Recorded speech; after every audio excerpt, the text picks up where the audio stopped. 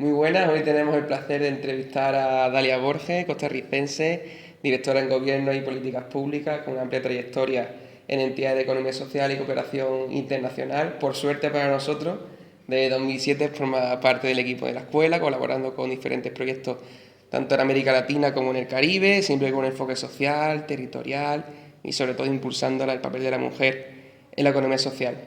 Bienvenida Dalia, esta es tu casa como lo sabes, así que muchas gracias por atendernos. Muchas gracias por la invitación. En primer lugar, para un poquito poner en contexto a la gente, me gustaría saber cuál crees que ha sido el aporte más significativo que ha hecho la economía social al sector en América Latina. Bueno, son muchos. En los últimos años en general ha ayudado a hacer más inclusión financiera, ha ayudado a más personas a generar empleo de calidad, asociativo, ha ayudado a la gente a tener una mejor calidad de vida en general.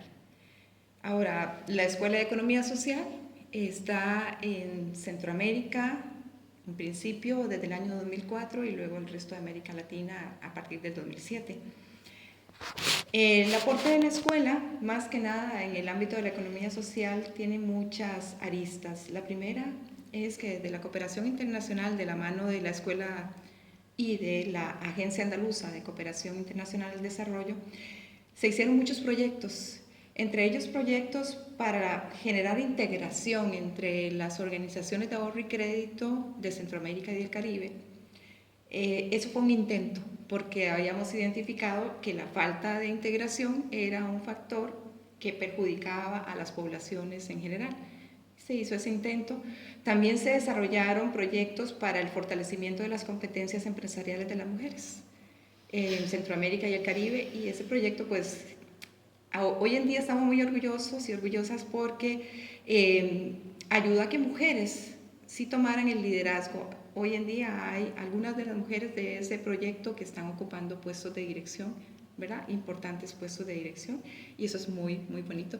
También trabajamos con jóvenes, con personas en exclusión relativa, y bueno, en realidad sí han sido muchos los aportes y muchos los cambios a partir de esta relación de la escuela con Centroamérica y el Caribe. Y posteriormente, pues también trabajamos con otros países de Sudamérica, con proyectos de cooperación como Paraguay y como Chile, ¿verdad? Un poquito menos de impacto porque en realidad no fue tan intenso como con esta región, pero bueno, se han visto los cambios.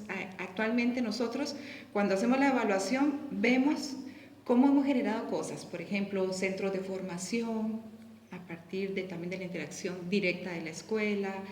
Hemos visto también cómo cambian las organizaciones de la economía social en su estructura, que ahora tienen unidades de emprendimiento, y eso nos genera mucho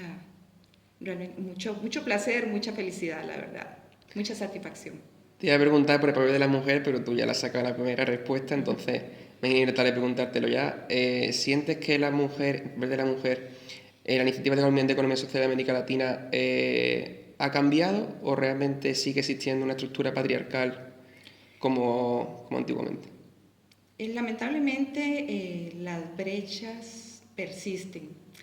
Siempre hay un techo de cristal que habla Linda Wirth en su libro, ¿verdad? Rompiendo el techo de cristal. Eso, Samuel, es de muy larga data, es decir, es muy complicado cambiar esas estructuras.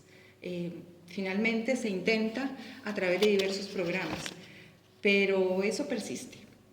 Uno quisiera que hubiesen más mujeres en puestos de poder, por lo que eso significa, ¿verdad? Se supone que el papel de la mujer en la economía social debería ser más conciliador, debería de cuidar más el entorno. Por supuesto, ya eso está comprobado a través de diferentes investigaciones, cómo las mujeres hacen que cambien las cosas en favor de la comunidad. Pero por ahora tenemos todavía muchos retos que enfrentar con ese techo de cristal. ¿Conoces alguna experiencia de alguna entidad de economía social liderada por alguna mujer que haya supuesto algún aporte significativo a la economía social de América Latina? Sí, sí, hay varias experiencias, pero una que a mí particularmente me gusta mucho es una que está en el sur de Honduras, en Choluteca, se llama La Sureñita. Esta es una cooperativa integrada solamente por mujeres, es una cooperativa que produce marañón, no sé, anacardos es acá, ¿verdad? Sí. Esas semillas las producen, son unas 150 mujeres, las asociadas, le generan empleo temporalmente, ¿verdad? Dependiendo del momento, a unas 400 personas más. El 85% de su producción viene a Europa, es producción 100% orgánica, le sacan todo el provecho al marañón, tanto a la fruta como a la semilla. Y bueno, en realidad es un modelo muy bonito a seguir, es promovido por una cooperativa ya insigne, que es la cooperativa Chorotega, y que con la que trabajamos nosotros desde el año 2012 en adelante. Entonces, estamos muy orgullosos de que esa cooperativa sea una cooperativa que sale adelante solo liderada por mujeres. Bueno, una alegría escuchar eso, aunque es verdad que como tú bien comentas, pues todavía nos queda mucho recorrido por hacer. Cambiando un poquito de tercio, sí que me gustaría tocar el tema ambiental, que sabemos que tú pues, eres una experta en todo eso. Entonces, ¿sientes que la economía social, o tanto cooperativas como otros modelos de la misma, han conseguido paliar un poco todas esas dificultades que tenemos en el cambio climático en la región? Pues creo que sí, bueno, y no es porque lo diga yo, sino que precisamente la Organización de Naciones Unidas sacó resoluciones en relación en cómo las cooperativas y la economía social sí han hecho cambios en relación con los Objetivos de Desarrollo Sostenible y que son las llamadas a seguir haciéndolo. Eso es una cosa. Lo dijo la ONU, también la resolución de la OIT sobre trabajo decente, ¿verdad? Y después la OCDE y, bueno, diferentes organizaciones que nos dicen que efectivamente el cooperativismo y la economía social son los llamados a poner en práctica los objetivos de desarrollo sostenible. Y se están haciendo porque ya en su naturaleza este tipo de organizaciones impacta sobre el ambiente positivamente y sobre las personas, principalmente. Teniendo en el centro a las personas, todo se puede hacer. Entonces, creo que sí, por supuesto que sí. Encarando la parte final de la entrevista, sí que me gustaría, de tu opinión, que me dijese cuál sientes que son los desafíos estructurales a los que se enfrenta la economía social y solidaria para ser una alternativa real y sostenible a ese modelo hegemónico capitalista que existe actualmente. Tiene demasiados desafíos, ¿verdad? Un primer desafío es que tenemos una sociedad de consumo exacerbado, exagerado. Y si, aunque seamos cooperativistas, no ponemos en valor esos principios y valores cooperativistas, ¿verdad? O que pertenezcamos a cooperativas, pero no seamos cooperativistas, o no, realmente no practiquemos esos principios, eso es un desafío muy grande. Y el hecho de consumir por consumir y cambiar los hábitos de consumo, aún así, a las personas que pertenecen a la economía social, es un reto muy grande. Otro reto es, a partir de ese, el exceso de consumo, pues también el acceso al financiamiento. Muchas veces se ofrece financiamiento, por ofrecer financiamiento se endeuda a la gente y eso es otro desafío también, la gente no ahorra. Entonces, no ahorra y no piensa en lo que está gastando, ¿verdad? Entonces, metemos en la pobreza a mucha gente y eso es un desafío muy grande, es la salud financiera, la educación financiera, ¿verdad? Entre otros desafíos. También tenemos el desafío de la latencia cooperativa, esa necesidad de poner en práctica los principios y valores cooperativos. Por ejemplo, nos cuesta mucho integrarnos. Ese principio de la integración, la cooperación entre cooperativas, tampoco se pone en práctica. Entonces, hay que estar constantemente insistiendo y formando en esos aspectos para que recobremos ese cooperativismo, ¿verdad? Y que a partir de ese cooperativismo podamos generar más cooperativas y que este modelo sea sostenible, porque justamente la sostenibilidad está ahí, en los principios y valores.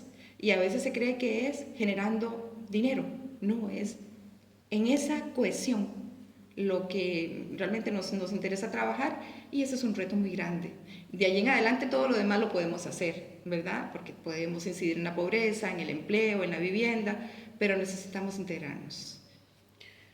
Y Dalia, por último, no robarte más tiempo, creo que aquí aún un poco ambas cosas. ¿Qué retos y qué futuro ves a la economía social a medio y largo plazo en un escenario que está marcado por la crisis climática, desigualdades y problemáticas muy grandes para la sociedad, en especial en América Latina y el Caribe?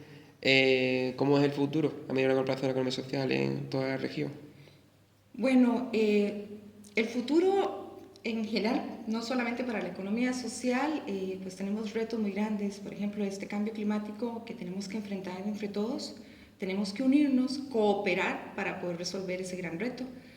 Y el futuro también de la inteligencia artificial y de esa disrupción tecnológica, el futuro también que vemos con las grandes migraciones, ¿verdad?, a nivel internacional, eh, por la pobreza, pero también por el cambio climático. Esos son los grandes futuros. Yo confío mucho en que la economía social, como ha sido siempre resiliente y ha atendido a las crisis a partir de esa cohesión, de ese factor C que llama el chileno Luis Raceto, la cohesión, la cooperación, la comunidad, todo aquello que empieza con C, ¿verdad? Parece muy sencillo, pero que en la ecuación logra generar cosas muy positivas. Yo confío mucho en que la economía social sea esa economía del futuro, esa economía realmente que son todas las economías sociales y diversas en América Latina, la economía del bien común, la economía solidaria, que todas estas atiendan a esa cohesión y a ese factor C para poder resolver juntos, a partir de la cooperación, los grandes retos que tenemos que enfrentar actualmente y los que vienen en el futuro. Estupendo, Dalia, ojalá que así sea. Nada, un placer tenerte aquí en Osuna y por esta entrevista tan encantadora. Muchas gracias, Dalia. Muchas gracias.